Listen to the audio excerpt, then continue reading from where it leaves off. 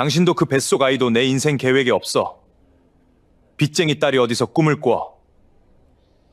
도장 찍어. 3년간 멸시를 견뎌내고 얻은 대답이었어요. 시어머니는 말씀하셨어요. 빚쟁이 집안이 위자료는 무슨. 조용히 나가. 시누이는 팔짱을 끼고 거들었습니다. 혼자서 어떻게 키울 건데. 빚쟁이 딸이. 저는 만삭의 배를 부여잡고 떨리는 손으로 도장을 눌렀습니다. 그리고 대문을 나서던 그 순간 검은 세단 여러 대가 골목을 가득 메웠습니다. 그리고 단정한 양복의 남자가 제 앞에서 허리를 90도로 꺾으며 말했어요. 회장님께서 따님을 모셔오라 하셨습니다. 결국 남편은 땅을 치며 오열하게 됩니다. 과연 저의 정체는 무엇이었을까요? 사연 시작 전 구독과 좋아요 부탁드리고요. 댓글로 계신 곳을 남겨주시면 만복의 기운을 팍팍 보내드릴게요. 지금 바로 시작합니다. 그날 저녁 저는 갈비찜을 끓이고 있었습니다. 준혁이 오랜만에 일찍 들어온다는 문자를 받은 건 오후 3시였어요. 만삭의 몸으로 시장을 다녀와 재료를 손질하고 2시간을 끓인 갈비찜이었습니다. 배가 당기고 허리가 끊어질 것 같았지만 그 사람이 좋아하는 음식이니까요. 그걸로 충분하다고 생각했습니다. 적어도 그날 저녁까지는 그랬죠. 준혁이 들어오는 소리를 듣고 앞치마를 벗으며 나갔더니 그는 소파에 앉은 채 저를 보지 않았습니다. 신발도 제대로 벗지 않은 채 소파 끝에 걸터 앉아 테이블만 내려다보고 있었어요. 뭔가 이상하다는 걸 직감했습니다. 평소와 다른 무게가 방 안에 가득했거든요. 말을 걸려다 멈췄습니다. 먼저 말하게 두는 게 낫겠다 싶었어요. 할 말 있어. 짧은 한마디였습니다. 목소리에서 온기가 완전히 빠져 있었어요. 오랫동안 그 목소리를 들어왔지만 처음 듣는 것 같았습니다. 이미 결론을 내린 사람의 목소리였죠. 테이블 위에 서류 봉투가 놓였습니다. 가까이 가지 않아도 알 수 있었어요. 뭔지 손발이 차가워지고 귓속이 먹먹해졌습니다. 부엌에서 갈비찜 냄새가 흘러왔어요. 시계는 8시를 가리키고 있었습니다. 그 장면이 아직도 선명해요.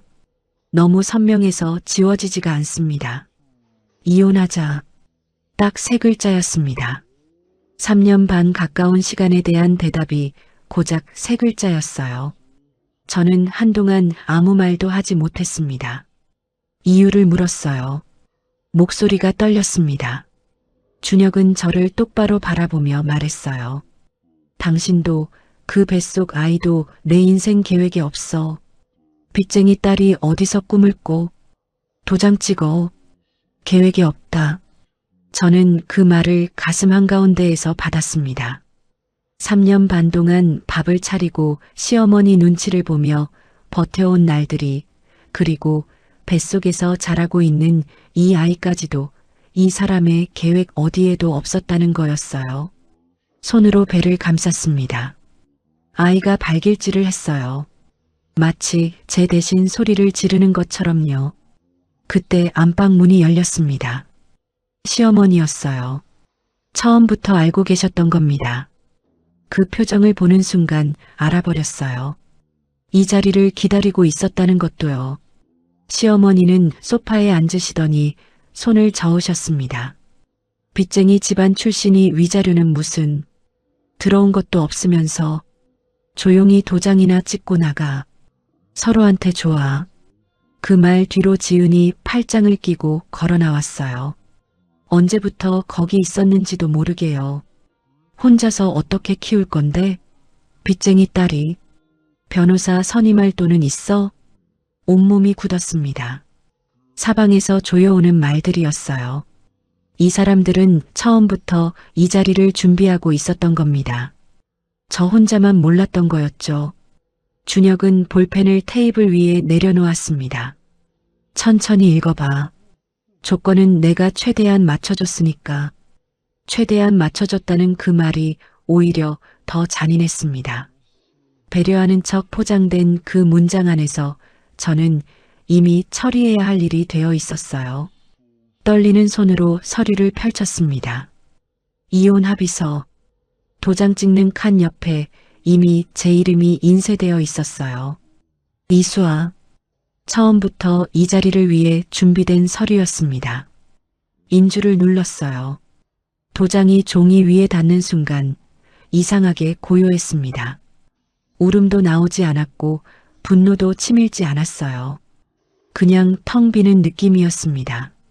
3년 반이 잉크처럼 번지다 사라지는 느낌이었죠. 짐을 싸던 그 밤 저는 처음부터 되짚었습니다. 어떻게 여기까지 왔는지를, 그리고 내가 왜 그토록 오래 스스로를 숨겨야 했는지를요. 저는 원래 이런 사람이 아니었습니다. 28, 대학원 졸업을 앞두고 있을 때였어요. 아버지가 저를 서재로 부르셨습니다. 오래된 책들이 빼곡히 꽂힌 그 방에서 아버지는 늘 중요한 말씀을 하셨거든요. 그날도 그랬습니다. 소파에 앉자마자 아버지는 창밖을 바라보시며 천천히 입을 여셨어요. 수아야, 너 이제 세상에 나가야지. 그 말에는 여러 의미가 담겨 있었습니다. 취직을 하라는 건지 아니면 사람을 만나보라는 건지. 저는 기다렸어요. 아버지의 말씀은 늘 뒷부분이 본론이었으니까요. 사람을 만날 때는 내 이름 없이 만나라. 아버지는 그제야 저를 보셨습니다. 평생 그 이름 하나로 살아오신 분이었어요. 수많은 사람들이 그 이름을 보고 다가왔고 또 그 이름을 보고 돌아섰습니다. 아버지는 그걸 누구보다 잘 알고 계셨죠. 아비 배경으로 만난 사람은 결국 아비한테 온 거다. 너한테 온 게 아니야. 그 말이 가슴 깊이 박혔습니다. 당신을 보는 사람이 아니라 당신 뒤를 보는 사람. 그 차이를 아버지는 평생 몸으로 겪어오셨을 터였어요. 저는 그 말을 믿었습니다. 그래서 숨기로 했어요. 취업 공고를 찾은 건 그로부터 2달 뒤였습니다. 이름도 잘 몰랐던 중견건설 회사였어요. 한성건설. 사원 채용 공고에 사무보조 계약직 항목이 있었습니다. 지원 자격은 대졸 이상, 기본 오피스 능력, 성실한 분. 저는 지원서를 쓰면서 스스로도 피식 웃음이 났어요. 대학원까지 나온 제가 계약직 사무보조 지원서를 쓰고 있다는 사실이요. 하지만 그게 맞는 것 같았습니다. 화려하지 않은 자리일수록 저를 있는 그대로 볼 수 있는 곳이라는 생각이 들었거든요. 이력서에 이름을 적었습니다. 이수아. 앞에 붙는 것들을 다 떼어낸 이름 석자만이었어요. 오랜만에 보는 것 같았습니다. 그냥 이수아로 사는 게 어떤 건지 한번 해보고 싶었어요. 면접은 허무할 만큼 짧게 끝났습니다. 인사팀 과장님은 서류를 훑어보다 고개를 끄덕이셨어요. 성실해 보이네요. 언제부터 출근 가능하세요? 그게 전부였습니다. 저는 속으로 생각했어요. 이게 다야? 어릴 적부터 아버지 이름 뒤에 따라붙던 그 긴장감이 단 한 번도 없었습니다. 이상하게 마음이 편해졌어요. 첫 출근은 3월 초였습니다. 지하철을 타고 가는 길이 낯설었어요. 검은 세단 대신 혼잡한 지하철 칸 안에서 손잡이를 꼭 쥐고 서 있었습니다. 아무도 저를 알아보지 않았어요. 그냥 평범한 회사원 중 하나였습니다. 그 익명성이 좋았어요. 숨을 깊이 들이쉬었습니다. 사무보조 자리는 총무팀이었어요. 서류 정리, 회의실 준비, 비품 관리. 화려하지 않은 일들이었지만 하루하루가 새로웠습니다. 함께 일하는 팀원들은 저를 그냥 수아 씨라고 불렀어요. 이강상 그룹 회장 딸 이수아가 아니라 그냥 이수아. 그 이름이 이렇게 가벼울 수 있다는 걸 처음으로 알았습니다. 퇴근길 지하철 안에서 이어폰을 꽂고 창밖을 바라볼 때 아버지 말씀이 무슨 뜻이었는지 조금씩 알 것 같았어요. 그렇게 2달쯤 지났을 때였습니다. 엘리베이터 문이 열리던 그 순간을 저는 아직도 기억해요. 늦은 점심을 먹고 올라오던 길이었습니다. 문이 열리자마자 안에서 누군가와 눈이 마주쳤어요. 높은 층에서 내려온 사람이었습니다. 단정한 양복, 서리를 든 손. 저와 눈이 마주치자 그가 옆으로 살짝 비켜서며 말했습니다. 먼저 타세요. 별것 아닌 한마디였어요. 그런데 이상하게 그 목소리가 귓속에 오래 남았습니다. 그 사람을 다시 만난 건 일주일 뒤였습니다. 회사 1층 편의점이었어요. 점심을 간단히 때우려고 내려갔는데 샌드위치를 고르다 고개를 들었더니 그 남자가 음료 코너 앞에 서 있었습니다. 엘리베이터에서 마주쳤던 그 사람이었어요. 저는 모른 척하려 했는데 그쪽이 먼저 눈이 마주쳤습니다. 아, 저번에 엘리베이터에서 그가 먼저 말을 건넸어요. 짧은 인사였습니다. 저도 웃으며 고개를 끄덕였어요. 그게 시작이었습니다. 그날 이후로 마주치는 일이 조금씩 늘었어요. 좁은 건물 안에서 작고 같은 공간에 있게 되는 그런 우연들이었습니다. 1층 카페, 회의실 복도, 지하 주차장 입구.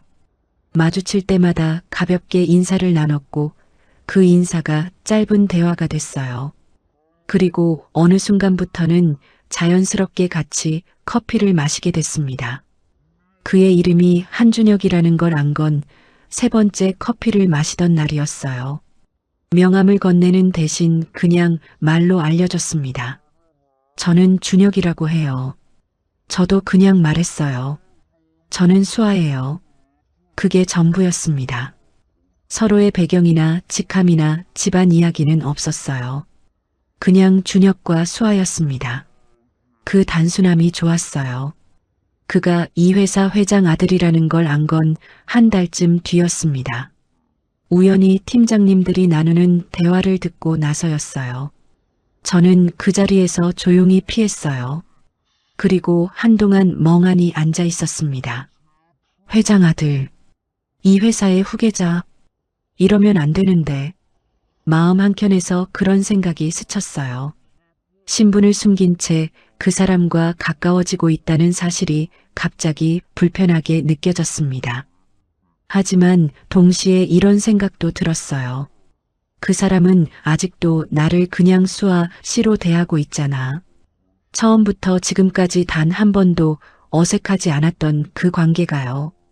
저는 조금 더 두고 보기로 했습니다. 이 사람이 어떤 사람인지, 배경 없이 저를 봐줄 수 있는 사람인지, 아버지의 말씀이 다시 떠올랐어요. 내 이름 없이 만나라. 그래서 계속 숨겼습니다. 그게 옳은 선택이었는지는 지금도 잘 모르겠어요. 준혁은 다정했습니다. 과하지 않고 조용하게 다정한 사람이었어요. 퇴근길에 같은 방향이 아닌데도 조금 돌아서 같이 걸어줬습니다. 제가 야근으로 늦는 날이면 편의점 커피를 들고 총무팀 앞을 슬쩍 지나갔어요. 말보다 행동이 먼저인 사람이었습니다.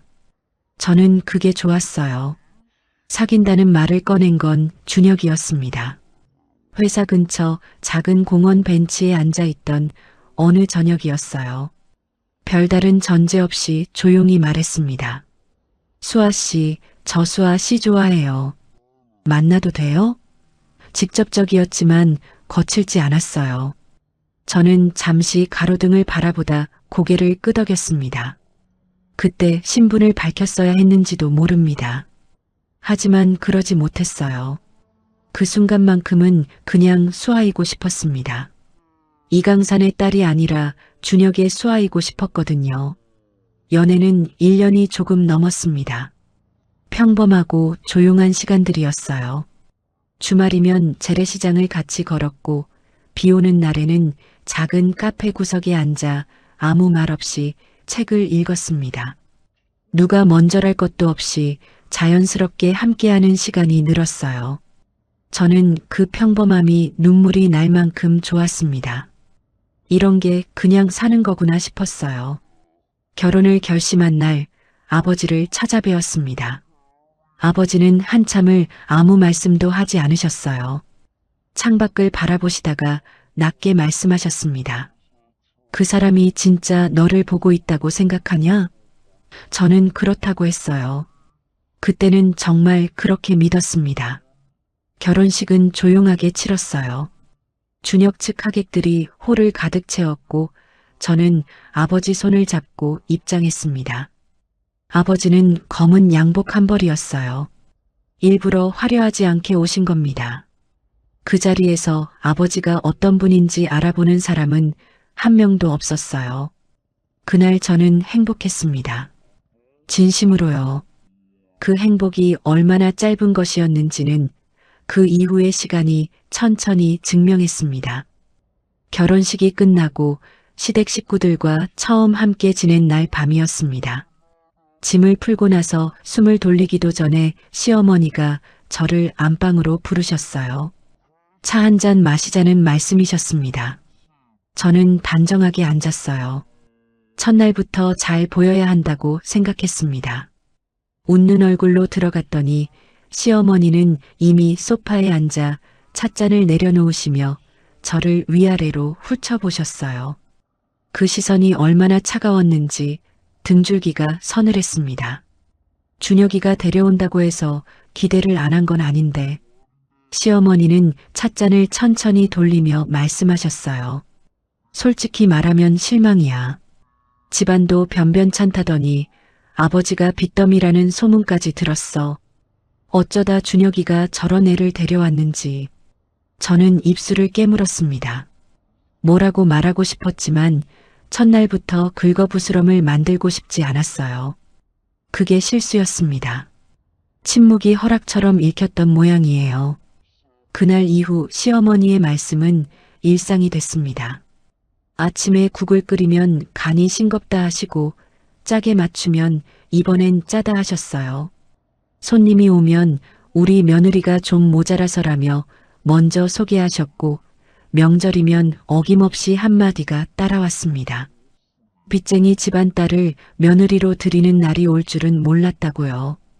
그 말을 들을 때마다 저는 고개를 숙이고 국자를 저었어요. 억울함과 서러움이 뒤엉켜서 목 어딘가에 걸려 있었습니다. 하지만 소리내어 말하지 못했어요. 말을 꺼내면 더 큰 것이 돌아올 것 같았거든요. 준혁이 조금이라도 저를 감싸는 말을 하면 시어머니는 넌 맨날 그의 편만 든다며 목소리를 높이셨어요. 그러면 준혁은 어머니 원래 저러셔 라는 말 한마디로 서재문을 닫아버렸습니다. 그게 그 집에서 제가 기댈 수 있는 전부였어요. 지은도 마찬가지였습니다. 준혁의 여동생인 그 아이는 입만 열면 저를 비교했어요. 자기 친구 남편이 얼마나 잘 나가는지, 자기 친구 와이프가 얼마나 세련됐는지, 그 이야기의 끝에는 늘 이 한마디가 붙었습니다. 언니는 어떻게 오빠를 잡았어? 진짜 모르겠다. 빚쟁이 집안 딸이잖아. 언니라고 부르긴 했지만 그 말투는 한 번도 언니에게 하는 말투가 아니었어요. 저는 그 말들을 들을 때마다 속으로 생각했습니다. 지금은 아니다. 지금은 때가 아니다.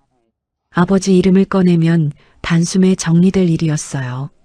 하지만 그러지 않았습니다. 그 이름으로 이 자리를 유지하고 싶지 않았거든요. 준혁을 믿었기 때문이었습니다. 이 사람이 시간이 지나면 어머니를 설득해 줄 거라고, 달라질 거라고 그렇게 스스로를 다독였어요. 만삭이 다 되어서도 저는 아침마다 식사 준비를 했습니다. 부은 발을 끌고 시장을 받고 허리가 끊어질 것 같은 오후에도 걸레질을 했어요. 누군가 고맙다고 했냐고요. 단 한 번도 없었습니다. 오히려 제가 조금이라도 느리면 시어머니의 눈초리가 돌아왔어요.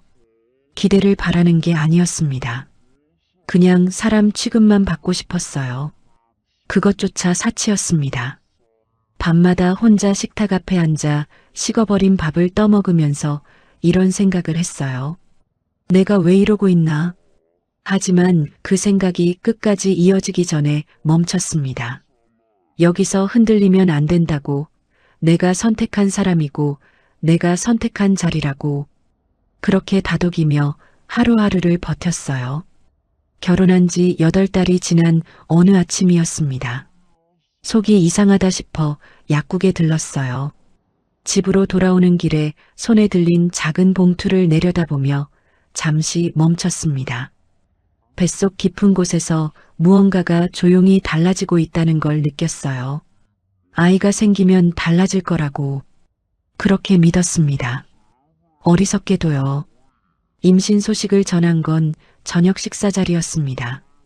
용기를 내서 꺼낸 말이었어요. 준혁이 있는 자리에서 시어머니께 먼저 말씀드리면 분위기가 달라질 거라고 기대했습니다.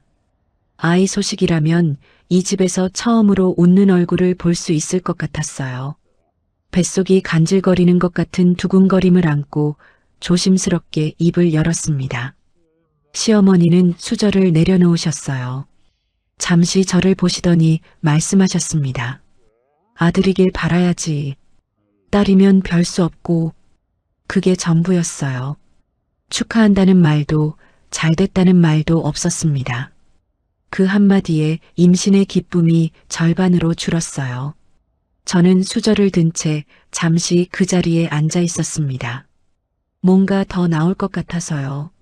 하지만 시어머니는 이미 시선을 돌리신 뒤였어요. 준혁은 그 말을 들었으면서도 시선을 돌렸습니다.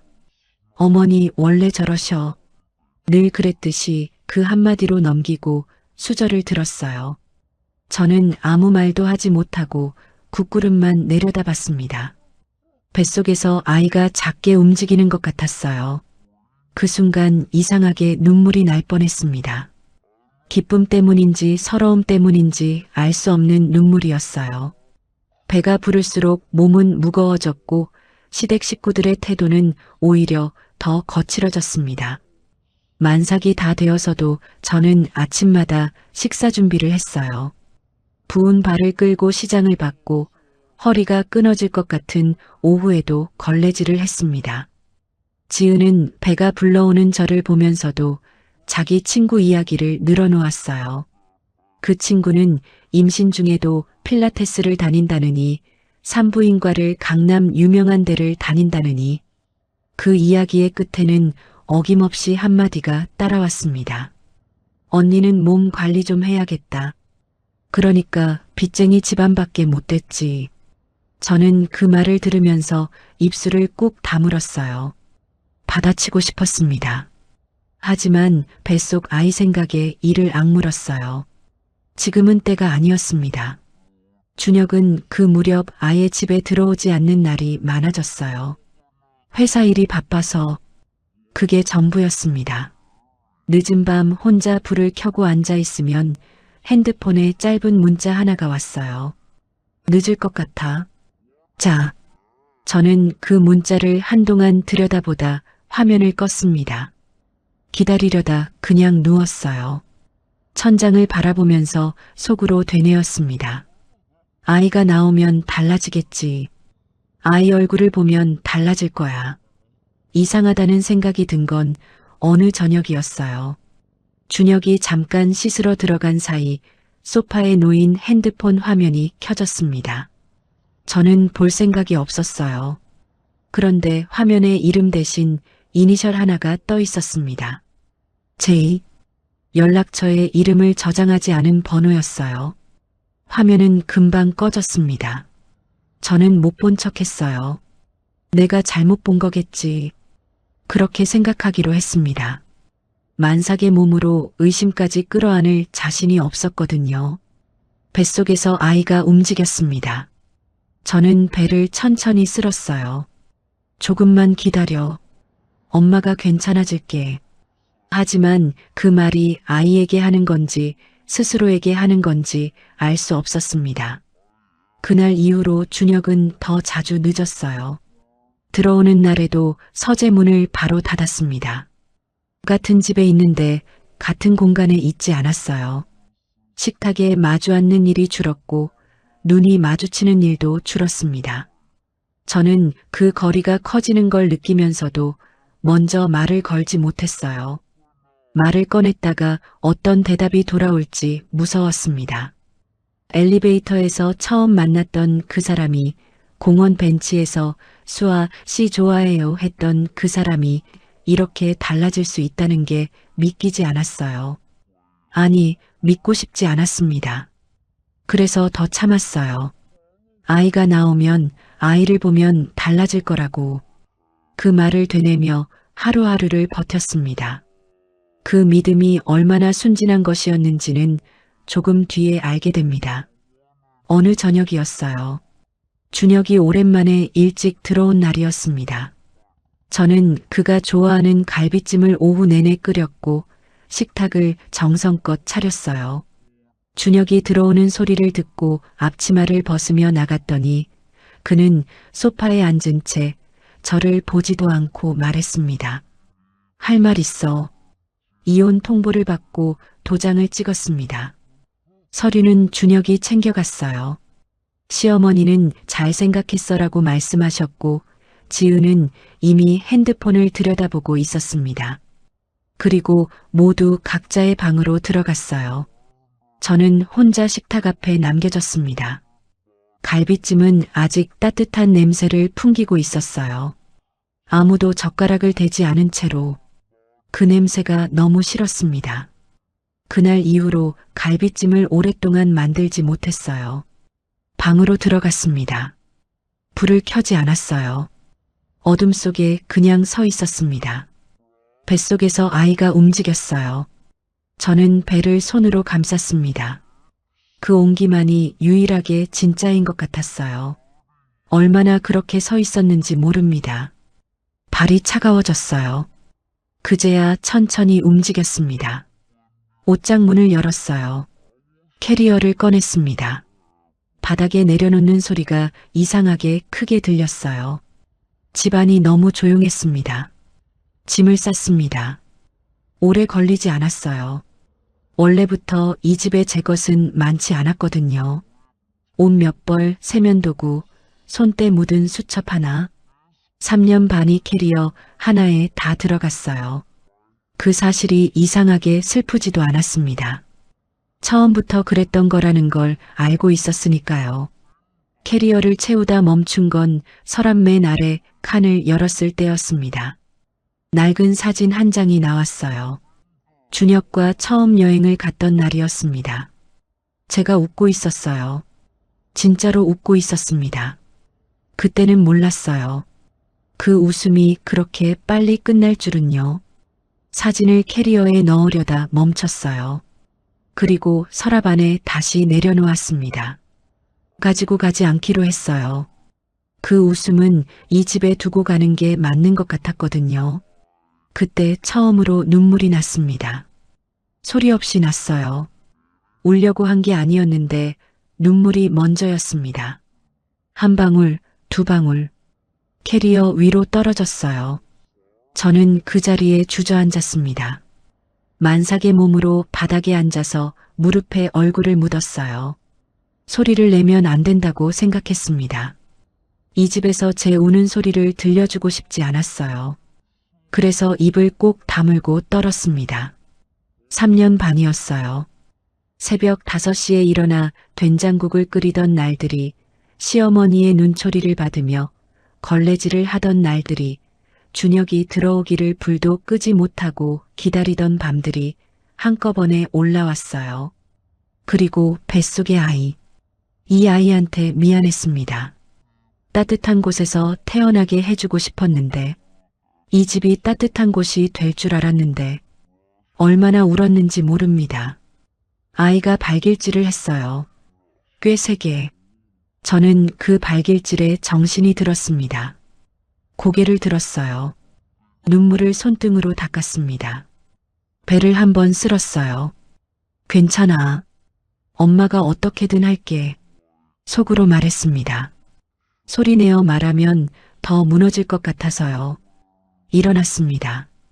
발이 저렸어요. 캐리어 지퍼를 닫았습니다. 작은 가방을 어깨에 걸었어요. 방 안을 한번 둘러봤습니다. 어두워서 잘 보이지 않았어요. 그냥 나왔습니다. 마지막으로 불을 켜지 않았어요. 이 방을 밝게 기억하고 싶지 않았거든요. 현관으로 나오면서 저는 결심했습니다. 이 집에서 흘린 눈물은 이 집에 두고 가겠다고, 대문을 나서는 순간부터는 울지 않겠다고 신발을 신었습니다. 캐리어 손잡이를 꼭 쥐었어요. 문을 열었습니다. 그리고 대문이 열리는 순간 세상이 달라졌어요.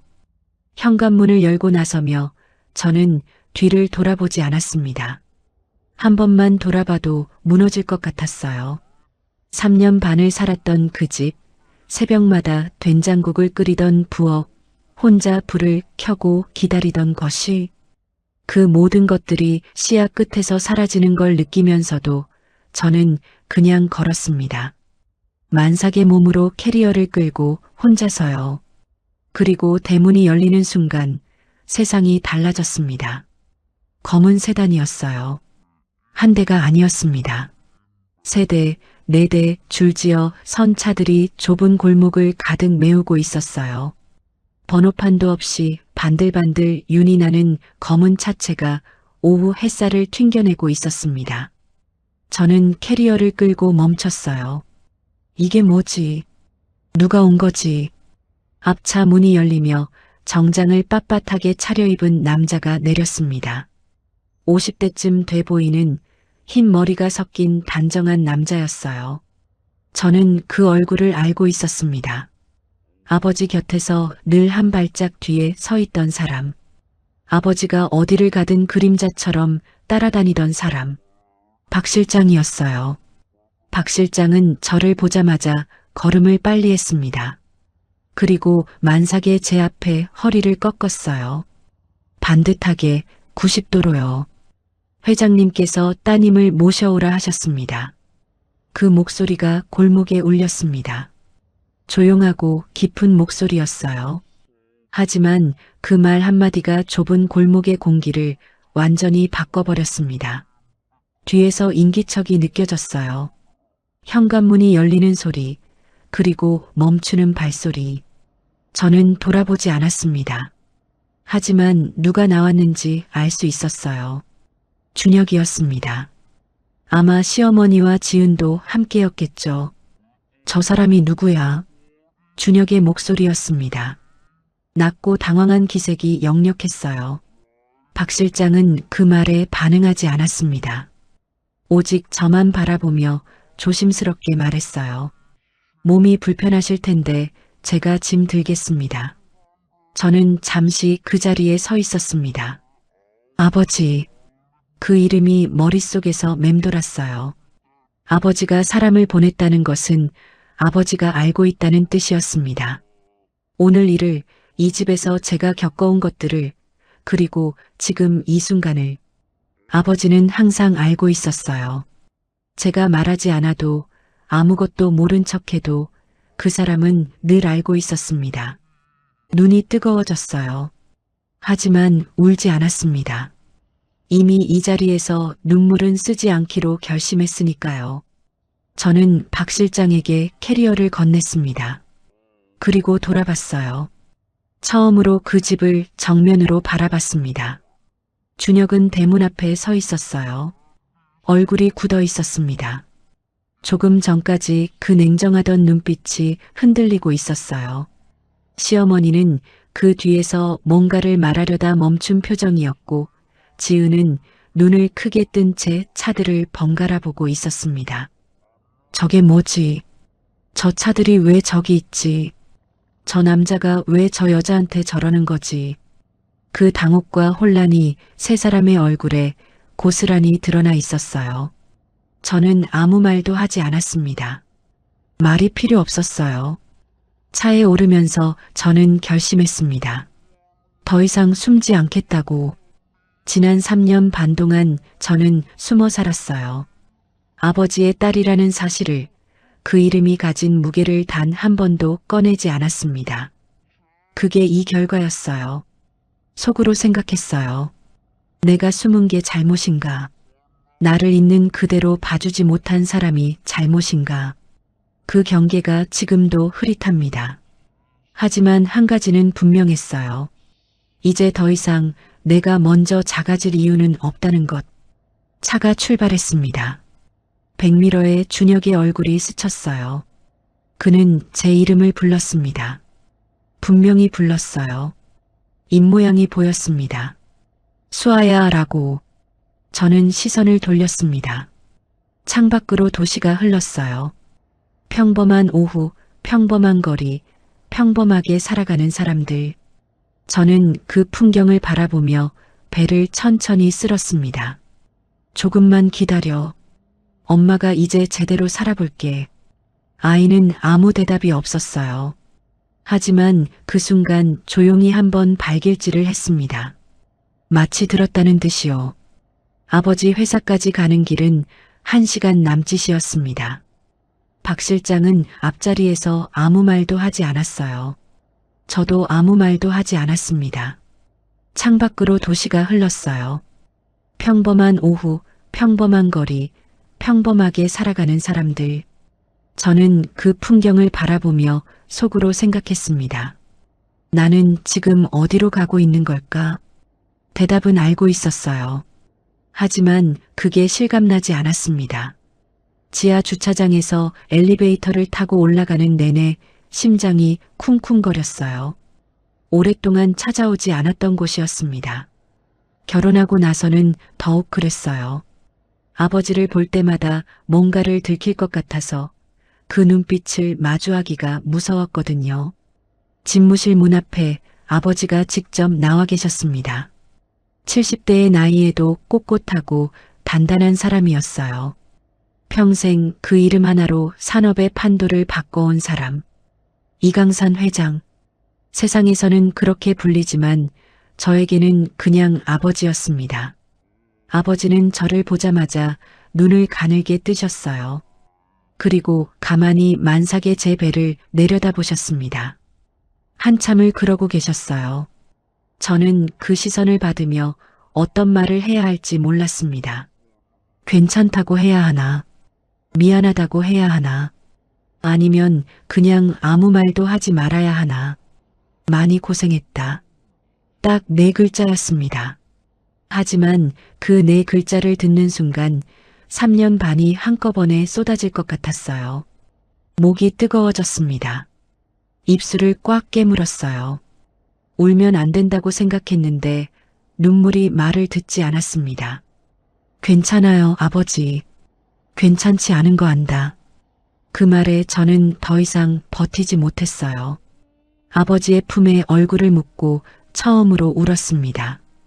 참아왔던 것들이 3년 반의 모욕들이 오늘 그 식탁 앞에 고요함이 한꺼번에 쏟아졌어요. 새벽마다 혼자 끓이던 된장국이 시어머니의 차가운 시선이 준혁이 서재 문을 닫던 소리가 그리고 테이블 위에 놓이던 서류 봉투가 그 모든 것들이 울음이 되어 나왔습니다. 아버지는 아무 말 없이 등을 두드려 주셨어요. 천천히 오래. 어릴 적 무릎을 긁히고 울면서 들어왔을 때 그러셨던 것처럼요. 그 손길이 익숙해서 더 서러웠습니다. 이 손길을 얼마나 오래 잊고 지냈는지.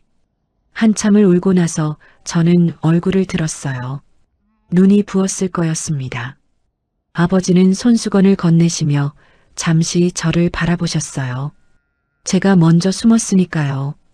저는 천천히 말했습니다. 이제는 숨지 않겠습니다. 아버지는 잠시 저를 바라보시다가 말씀하셨어요. 그래, 이제 내 이름으로 살아라. 그 말이 시작이었습니다. 아버지 집에 짐을 풀고 사흘이 지났어요. 몸은 편했습니다.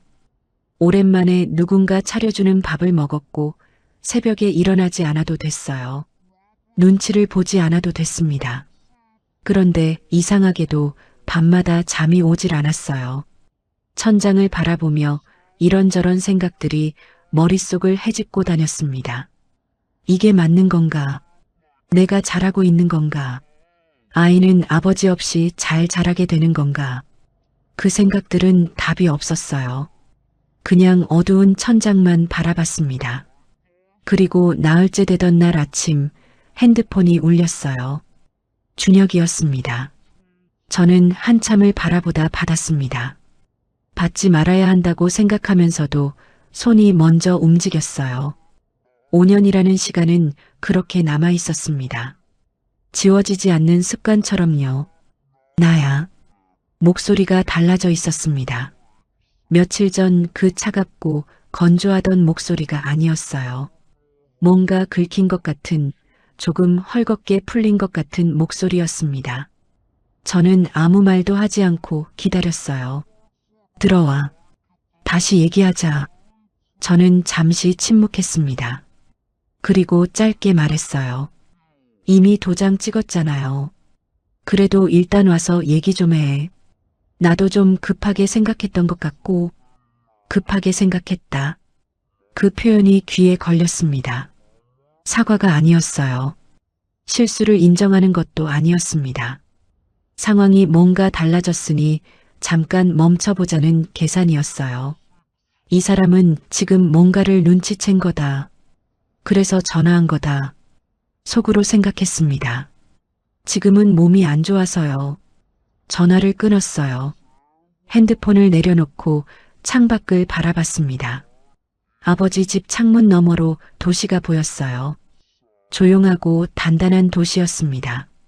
저는 숨을 천천히 내쉬었어요. 그날 오후 아버지 비서에게서 연락이 왔습니다. 준혁 회사에 들어가 있던 투자금 회수 절차가 시작됐다는 내용이었어요. 아버지는 저한테 따로 말씀하지 않으셨습니다.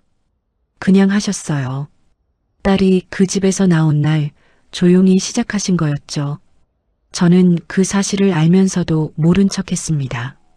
아버지가 하시는 일에 이래라 저래라 할 수 없었어요. 그리고 솔직히 말하면 맞고 싶지 않았습니다. 준혁의 전화는 그 뒤로도 사흘에 한 번꼴로 왔어요. 처음엔 다시 얘기하자였다가 회사 일이 좀 이상해가 됐고 나중엔 너네 아버지가 뭔가 아는 거 있어로 바뀌었습니다. 그 말들의 변화가 그의 상황을 고스란히 보여줬어요. 저는 매번 짧게 대답하고 끊었습니다. 더 들어줄 말이 없었거든요. 그러던 어느 날 이번엔 시어머니한테서 전화가 왔어요. 목소리부터 달랐습니다. 부드러웠어요. 며느리를 부르는 목소리가 아니라 마치 오랜 친구를 부르는 것처럼 살살 녹이는 목소리였습니다. 저는 그 변화가 오히려 불쾌했어요. 몸은 좀 어때? 산 딸이 얼마 안 남았을 텐데. 처음이었습니다. 3년 반 동안 몸 걱정을 한 번도 하지 않으셨던 분이 처음으로 그 말을 꺼내셨어요. 괜찮습니다. 그래도 혼자 있으면 안 되지. 여기 들어와. 내가 잘 챙겨줄게. 아이 낳고 나면 다 잊어버리고 새로 시작하자고. 다 잊어버리고. 저는 그 말을 가만히 들었어요. 잊어버리라는 겁니다. 빚쟁이 딸이라며 멸시하던 말을, 위자료 꿈도 꾸지 말라던 말을, 그 모든 것을 제가 잊어버리면 다시 그 집 며느리가 되어줄 수 있냐는 겁니다. 속으로 생각했어요. 이 사람들은 지금도 내가 왜 나왔는지 모르는구나. 아버지 딸이라서가 아니라 내가 사람이기 때문에 나온 거라는 걸. 어머님, 저 지금 좀 쉬어야 할 것 같습니다. 전화를 끊고 나서 오랫동안 핸드폰을 내려다봤어요. 그 뒤로 지은한테서도 문자가 왔습니다. 언니, 나 그날 좀 심했지. 미안해. 오빠도 반성하고 있어. 한 번만 봐줘. 처음으로 언니라고 불렀어요. 그전에는 한 번도 언니라고 부른 적이 없었습니다. 늘 야이거나 아예 부르지 않거나였거든요. 저는 답장하지 않았어요. 그리고 일주일쯤 지난 어느 저녁 아버지 집 초인종이 울렸습니다. 경비원이 연락을 했어요. 남자 한 명이 대문 앞에 서 있다고 들여보내야 하냐고. 이름은 되지 않았지만 저를 찾는다고 했습니다. 직감했어요. 준혁이었습니다. 잠깐 망설였어요. 내려가지 않아도 됐습니다. 아무도 뭐라 하지 않을 거였어요. 하지만 끝내야 한다고 생각했습니다. 제대로 직접 내려가기로 했어요. 로비에서 마주했습니다. 준혁은 수염이 거칠게 자라 있었어요. 눈 아래 그늘도 짙었고 평소 그 반듯하던 양복도 구겨져 있었습니다. 저를 보는 눈에 뭔가 복잡한 것들이 뒤엉켜 있었어요. 수아야. 처음으로 그가 먼저 이름을 불렀습니다. 저는 아무 말도 하지 않고 기다렸어요. 그가 무슨 말을 꺼내는지 들어야 했습니다. 직접 들어야 했어요. 솔직히 물어볼게. 너네 아버지가 진짜 이강산 회장이야? 그 말이 나오는 순간 저는 모든 것을 알아버렸어요. 이 사람이 저한테 온 이유가 반성해서도 그리워서도 아니었습니다. 확인하러 온 거였어요. 5년이 지나도 그건 변하지 않았구나. 그 생각이 드는 순간 오히려 마음이 정리됐습니다. 준혁 씨, 저는 차분하게 말했습니다. 흔들리지 않으려고 애썼어요. 저한테 확인할 이유가 없어요. 이미 도장 찍었잖아요. 아이 문제는 변호사 통해서 연락하세요. 돌아섰습니다. 등 뒤에서 준혁이 뭔가를 더 말했지만 저는 걸음을 멈추지 않았어요. 엘리베이터 문이 닫히는 순간 긴 숨을 내쉬었습니다. 이 사람은 끝내 묻지 않았어요. 어디 아프진 않냐고, 아이는 잘 있냐고, 그걸 끝내 묻지 않았습니다. 그날 밤 저는 처음으로 깊이 잠들었어요. 아이는 예정일보다 열흘 일찍 세상에 나왔습니다. 새벽 2시였어요. 진통이 시작됐을 때 아버지는 이미 깨어 계셨습니다. 나중에 들으니 요즘 밤마다 주무시지 못하신다고 했어요. 제 산딸이 다가올수록 잠이 안 온다고요. 그 말을 전해 들으면서 저는 한참을 멍하니 있었습니다. 딸을 낳았어요. 세상에 나오자마자 힘차게 울었습니다. 그 울음소리가 분만실을 가득 채우는 순간 저는 그동안 참았던 것들이 한꺼번에 터지는 느낌이었어요. 기쁨인지 안도인지 슬픔인지 뒤섞여서 구별이 되지 않는 눈물이었습니다. 아버지는 유리창 너머로 아이를 보시더니 오랫동안 아무 말씀이 없으셨어요. 그러다 낮고 떨리는 목소리로 말씀하셨습니다. 이름은 내가 지어라. 저는 미리 생각해뒀던 이름을 말했어요. 서아요. 이서아. 아버지는 고개를 끄덕이셨습니다. 퇴원하고 한 달쯤 지났을 무렵 아버지가 조심스럽게 말씀을 꺼내셨어요. 슬슬 나가도 되겠냐? 저는 그 말의 뜻을 알고 있었습니다. 더 이상 숨어 있지 말자는 것. 이제 세상 앞에 제 이름으로 서자는 것이었어요. 아버지는 그동안 기다리셨습니다. 제가 준비될 때까지요. 네, 아버지. 나가겠습니다. 그해 가을이었습니다. 저는 아버지와 함께 그룹 창립 기념 행사에 처음으로 공식 석상의 모습을 드러냈어요. 행사장은 서울 한복판의 대형 호텔이었습니다. 재계 인사들, 언론사 기자들, 정관계 인사들이 한자리에 모인 자리였어요. 저는 아버지 오른편에 섰습니다. 오랫동안 그 자리를 비워뒀던 자리예요. 카메라 플래시가 쏟아졌습니다. 다음 날 아침 기사들이 쏟아졌어요.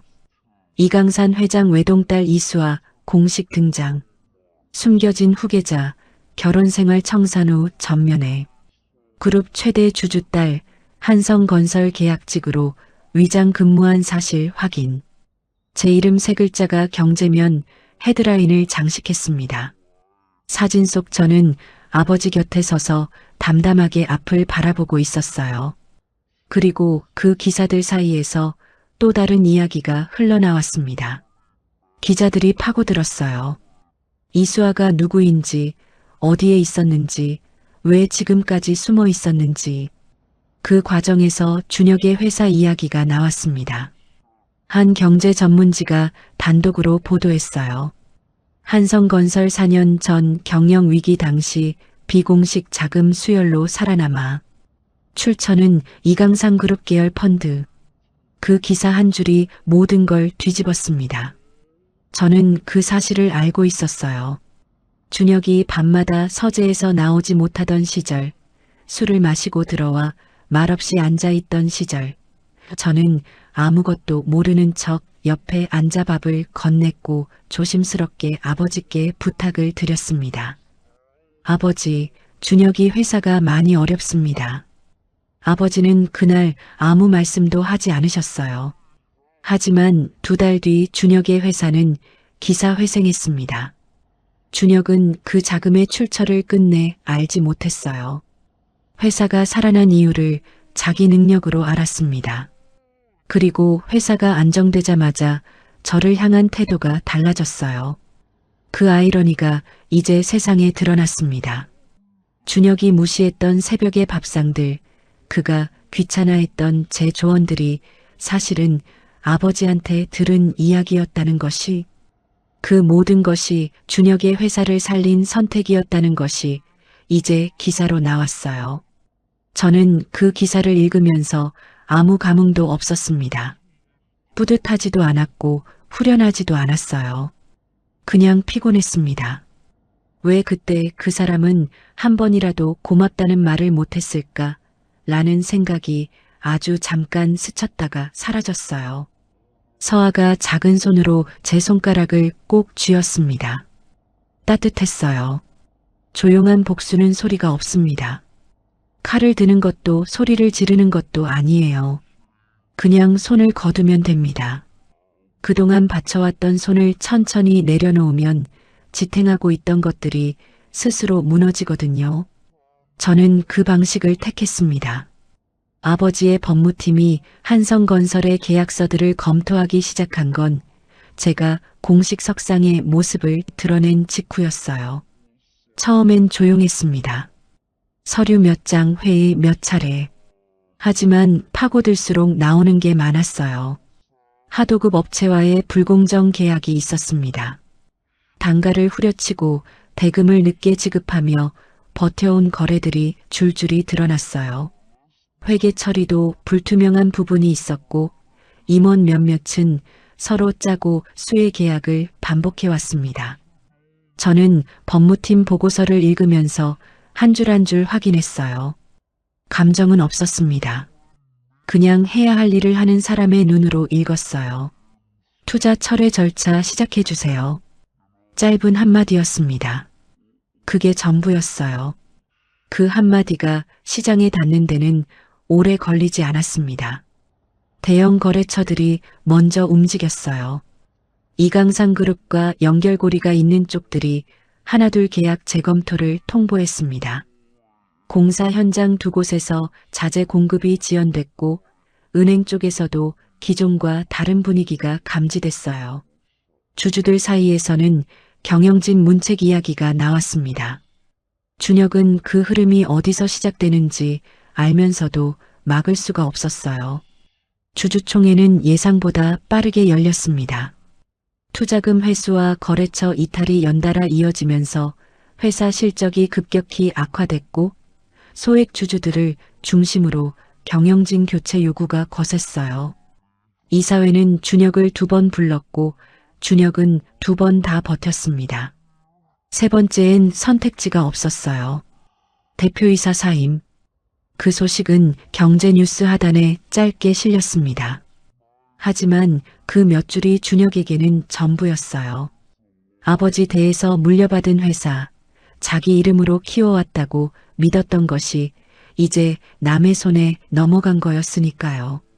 그 무렵 다른 이야기도 들려왔습니다. 준혁 곁에 있던 여자 이야기였어요. 저보다 8살 어린 작은 인테리어 회사를 운영한다고 했습니다. 준혁이 이혼을 서두른 데는 그 여자가 있었어요. 재혼을 약속했다는 이야기도, 좋은 곳에 신혼집을 알아봤다는 이야기도 돌았습니다. 하지만 준혁의 통장이 얇아지기 시작하자 그 여자는 연락이 뜸해졌어요. 대표 자리에서 물러난 지 한 달이 채 안 돼 파혼 소식이 퍼졌습니다. 저는 그 이야기를 접하면서 시선을 돌렸어요. 이 일에 제가 개입한 건 없었습니다. 세상이 스스로 돌아가는 거였어요. 그 무렵 시어머니가 직접 찾아오셨습니다. 아버지 집 앞이었어요. 사전 연락도 없이 검소한 차림으로 서 계셨습니다. 평소 고급 한복에 옥 장신구로 차려입으시던 분이었는데 그날은 수수한 일상복이었어요. 화려했던 것들이 다 사라진 자리에 그냥 늙은 어머니 한 명만 남아 있었습니다. 경비원이 막자 제 이름을 불렀고 그 소식이 위로 전해졌어요. 저는 잠깐 망설였습니다. 내려가지 않아도 됐어요. 하지만 끝내야 한다고 생각했습니다. 제대로 직접 로비에서 마주했습니다. 시어머니는 많이 야위어 계셨어요. 늘 곧게 세우고 다니시던 허리가 조금 굽어 있었고 얼굴에 그늘이 짙었습니다. 저를 보자마자 두 손을 모으시더니 천천히 몸을 낮추셨어요. 무릎이 바닥에 닿는 것을 보는 순간 저는 눈을 돌렸습니다. 수아야, 제발. 목소리가 떨렸어요. 내가 잘못했어. 내가 너한테 너무했어. 그건 인정해. 근데 서아만큼은 할머니가 볼 수 있게 해다오.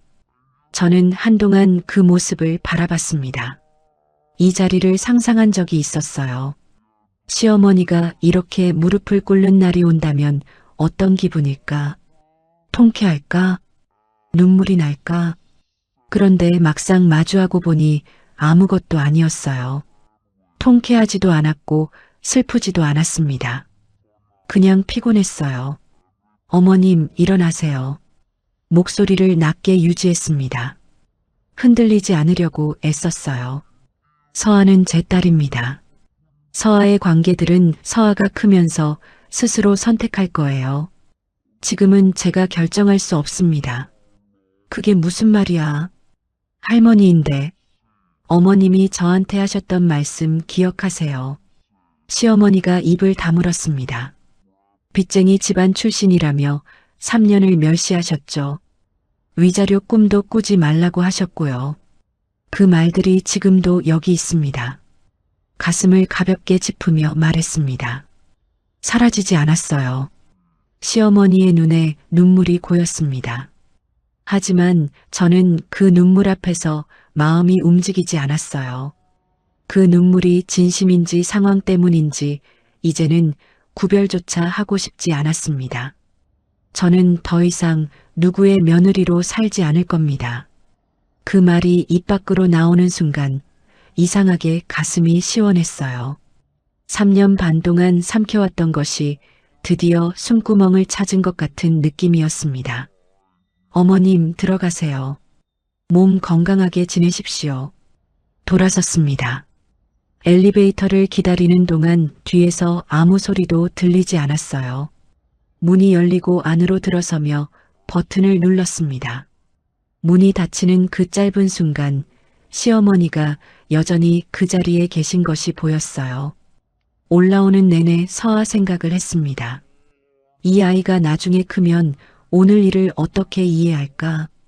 엄마가 너무 차가운 사람이었다고 생각할까? 아니면 자기를 지키는 법을 보여줬다고 생각할까? 답은 몰랐어요. 하지만 한 가지는 분명했습니다. 저는 서아에게 무릎 꿇는 법을 가르치고 싶지 않았어요. 참는 것과 무너지는 것은 다릅니다. 그 차이를 이 아이는 알고 자랐으면 했어요. 봄이 왔습니다. 서아가 첫걸음을 뗀 것도 봄이었고 제가 처음으로 제 이름을 건 서류에 도장을 찍은 것도 봄이었어요. 우연인지 모르겠지만 그의 봄은 유독 따뜻했습니다.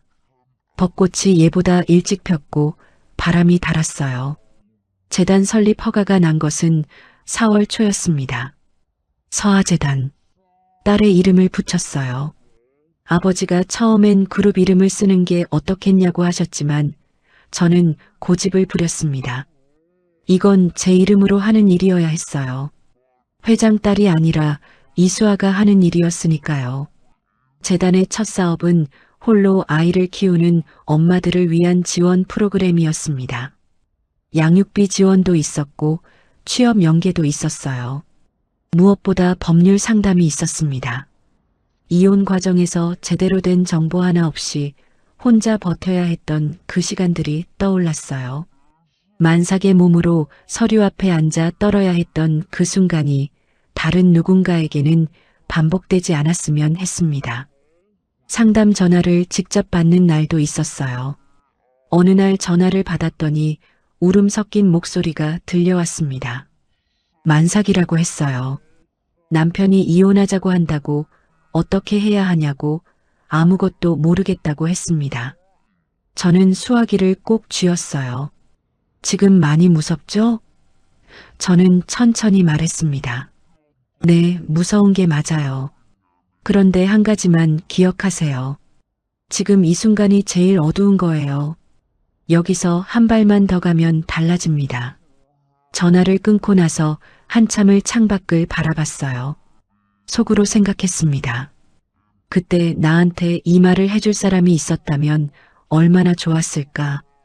괜찮다고, 여기서 한 발만 더 가면 된다고. 그 한마디가 그렇게 간절했었는데 그해 가을한 경제 매거진에서 인터뷰 요청이 왔어요. 올해 주목받는 여성 기업인이라는 특집이었습니다. 저는 처음엔 고사했어요. 아직 보여줄 것보다 해나가야 할 것이 더 많다는 생각이었거든요. 하지만 재단 사업을 알릴 수 있다는 말에 결국 응하기로 했습니다. 인터뷰 막바지에 기자가 물었어요. 지나온 시간을 돌아보면 어떤 생각이 드세요? 저는 잠시 생각했습니다. 사람의 진심을 무시한 대가는 반드시 돌아온다고 생각합니다. 그게 복수를 말씀하시는 건가요? 아니요. 저는 고개를 저었어요. 복수는 내가 하는 게 아니었습니다. 그냥 제가 제자리로 돌아온 거예요. 그랬더니 세상이 제 자리를 찾아갔습니다. 저는 그냥 살았을 뿐이에요. 재단 행사가 있던 어느 토요일 오후였습니다. 저는 서아 손을 잡고 행사장 입구에 서 있었어요. 서아는 이제 2살, 제법 걷는 게 능숙해졌습니다. 통통한 손으로 제 손가락을 꼭 쥐고 두리번거리는 모습이 어찌나 사랑스러운지 그 얼굴을 볼 때마다 가슴이 벅찼어요. 사진을 찍었습니다. 서아가 웃는 순간에 그 사진을 보다가 문득 시선이 느껴졌어요. 행사장 건너편 길가였습니다. 멀찍이 떨어진 곳에 한 남자가 서 있었어요. 모자를 눌러쓰고 손을 주머니에 찌른 채 멀어서 표정은 보이지 않았습니다. 하지만 누군지는 알 수 있었어요. 준혁이었습니다. 저는 시선을 거두지 않았어요. 잠시 그쪽을 바라봤습니다. 서아가 제 손을 잡아당겼어요. 엄마. 저는 서아를 내려다보며 웃었습니다. 그리고 서아 손을 꼭 쥐고 걸었어요. 앞으로 똑바로. 더 이상 뒤를 보지 않았습니다. 나중에 들으니 준혁은 그 자리에 한참을 서 있었다고 합니다. 행사가 끝나고 사람들이 빠져나간 뒤에도 혼자 그 길가에 서서 제가 사라진 방향을 바라보다가 천천히 돌아섰다고요. 저는 그 이야기를 전해 들으면서 가만히 있었습니다. 불쌍하다는 생각을 하려 했어요. 인간적인 연민을 느껴야 한다고 생각했습니다. 하지만 솔직히 말하면 그 이야기를 듣는 순간 제 안에서 일어난 감정은 딱 하나였어요. 후련함이었습니다. 깊고 조용한 오래 묵은 무언가가 내려앉는 후련함이었어요. 그날 밤 서아를 재우고 혼자 베란다에 나왔습니다. 도시의 불빛이 펼쳐져 있었어요. 저는 난간에 기대어 그 불빛들을 오래 바라봤습니다. 32살에 시작한 결혼이 이렇게 끝날 줄은 몰랐어요. 하지만 이렇게 다시 시작하게 될 줄도 몰랐습니다. 인생은 늘 내가 예상한 방향으로 가지 않아요. 그러니까 두렵기도 하지만 그러니까 또 살아볼 만하기도 합니다. 바람이 불어왔어요. 차갑지 않은 바람이었습니다. 저는 눈을 감고 그 바람을 맞았어요. 이제 저는 이수아입니다. 누구의 며느리도 누구의 아내도 아닌 서아의 엄마이고 재단의 이사장이고 무엇보다 저 자신인 이수아. 이 이름으로 이제 제대로 살아가겠습니다. 마지막 인사말. 빚쟁이 딸이라는 이름표 하나로 3년 반을 버텨온 한 여자의 이야기였습니다. 가진 것이라곤 진심 하나뿐이었는데 그 진심을 끝내 알아봐주지 않은 사람들 곁에서도 수아는 무너지지 않았어요. 끝까지 함께 해주셔서 진심으로 감사드립니다. 여러분도 혹시 지금 억울한 일이 있으신가요? 내 진심을 알아주지 않는 사람 곁에서 지치고 계신가요? 수아처럼 다시 한번 일어서 보시기를 진심으로 응원합니다. 진심은 언제나 결국 제자리를 찾아가거든요. 오늘도 에버스토리와 함께 해주셔서 감사합니다. 구독과 좋아요는 더 좋은 이야기를 만드는 큰 힘이 됩니다. 댓글로 계신 곳을 남겨주시면 그곳으로 만복의 기운을 팍팍 보내드릴게요. 다음 이야기에서 또 뵙겠습니다. 감사합니다.